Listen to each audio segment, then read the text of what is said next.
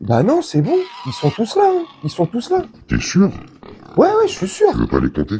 Bah regarde, il y a May qui est là, derrière la mode de paille. Il y a May, il y a Heur qui est là, il y a Ab et Ib. Ils sont tous là, hein. May, Heur, Ab, Ib. Non, c'est bon. Franchement, ils sont tous là, il y a pas de problème, ils sont tous là. Oh, ils sont tous là. Oh, ils sont tous là, les cochons. Non, mais blague à part, sérieusement, pour être plus sérieux. Mais jusqu'à quand on va tendre le micro à des personnes qui tiennent des propos vraiment dégueulasses? Extrait que je vais vous montrer, c'est passé dans le dernier complément d'enquête.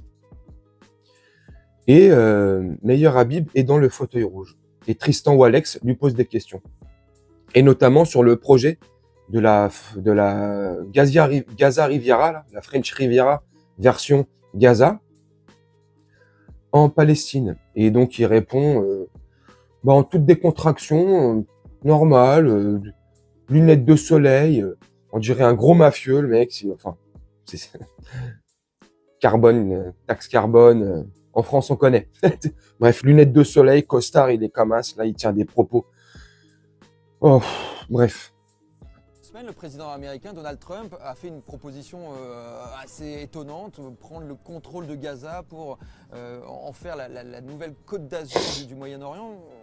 Tout le monde a cru plutôt à une mauvaise blague et il a ensuite diffusé sur ses réseaux sociaux cette vidéo qui est générée par l'intelligence artificielle. Hein.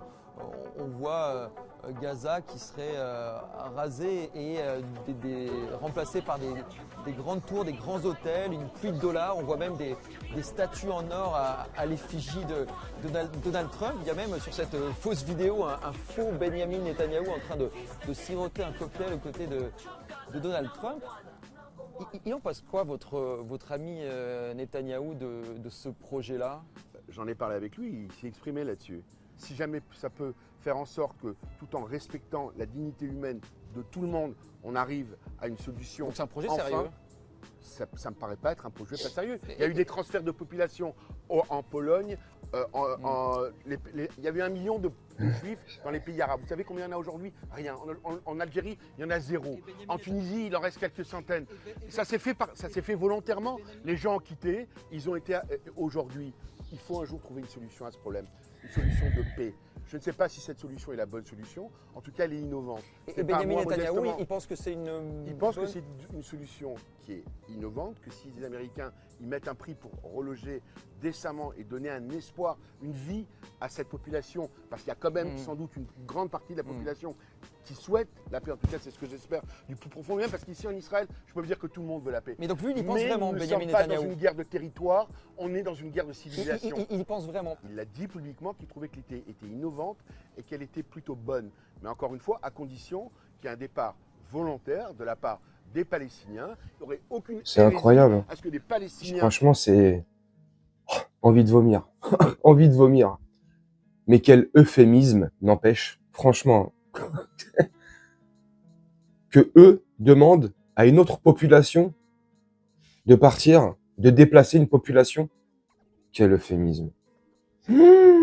On marche sur la tête. C'est lunaire. C'est ce que je dis bien trop souvent.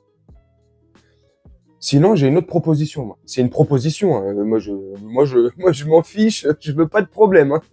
Non, mais sérieusement, j'ai une autre proposition. Et n'hésitez pas à me dire ce que vous en pensez en commentaire, bien sûr, comme d'habitude. Si on proposait aux Israéliens le même plan que là, Trump, Benjamin Netanyahou ou Malheur Habib propose là, venez, on propose le même plan aux Israéliens, voilà. Voilà, de les faire partir ailleurs, ou, je sais pas, en Alaska, hein, pour qu'ils se refassent la cerise, pour qu'ils se remettent bien, parce que c'est vrai que depuis des années, depuis de nombreuses décennies, voilà, c'est pas évident pour eux.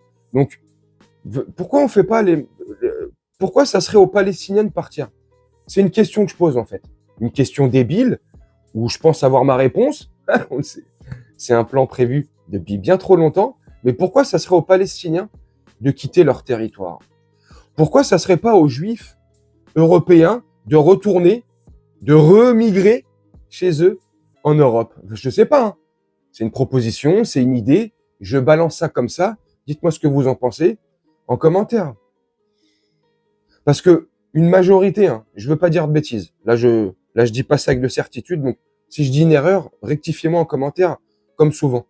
Mais une majorité, bien sûr, si je dis pas de bêtises, des Israéliens qui habitent en Israël, là-bas, ou à Gaza, c'est bien des Juifs qui viennent d'Europe pour une grande majorité. Si je dis pas de conneries. À moins que j'ai loupé un train, j'ai loupé un truc dans l'histoire.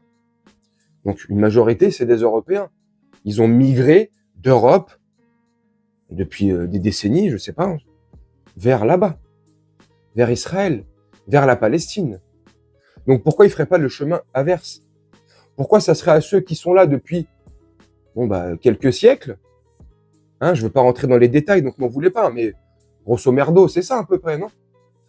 Pourquoi ça serait à eux de partir? Pourquoi ils pourraient pas rester et profiter de ce que Trump a comme projet? Parce que le projet a l'air mortel. Franchement, sur le papier, comme ça, avec l'aide de l'intelligence artificielle, celle qui a généré cette vidéo, sur le papier, ça a l'air mortel.